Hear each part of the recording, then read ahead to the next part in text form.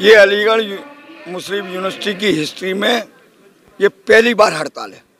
कभी छात्रों की तरफ से हड़ताल हुई, टीचिंग स्टाफ की तरफ से हड़ताल हुई या नॉन टीचिंग की भी तरफ से जब भी हड़ताल हुई है, आज तक इतिहास में ऐसा कोई एक अल्फाज नहीं दिखाई देता कि पूरी यूनिवर्सिटी पैरालाइज हो गई हो। ये पहली बार हुआ है कि नॉन टीचिंग स्टाफ की हमारी एक्शन कमेटी की कॉल पर पूरी यूनिवर्सिटी पैरालाइज हो गई।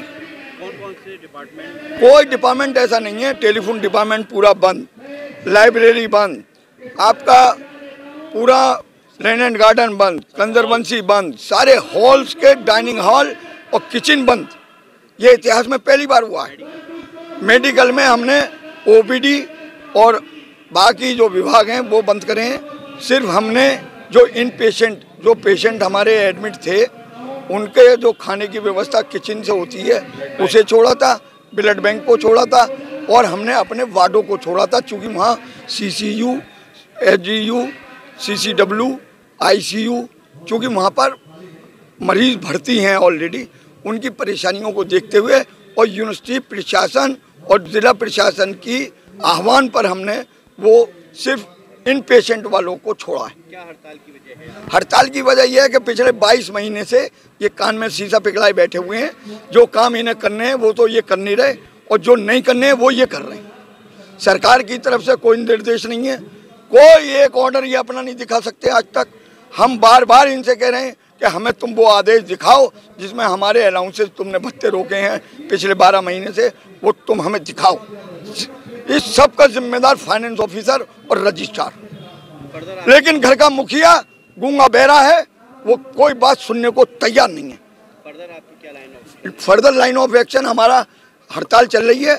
हम शाम को जनरल बॉडी करेंगे, जनरल बॉडी का जो निर्णय होगा वो हम आपको अवगत करा देंगे।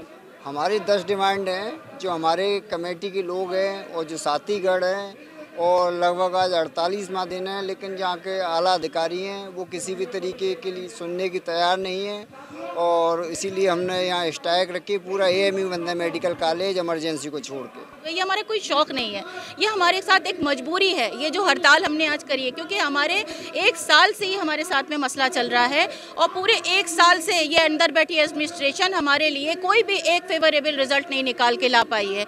बहुत 48वां दिन है आज हमारे धरने तक को, लेकिन 48 दिन में भी हमारे लिए कोई नतीजा नहीं निकाल पाई, जो हम मजबूर होकर आज हमने ये पूरी यूनिवर्सिटी बंद करी है।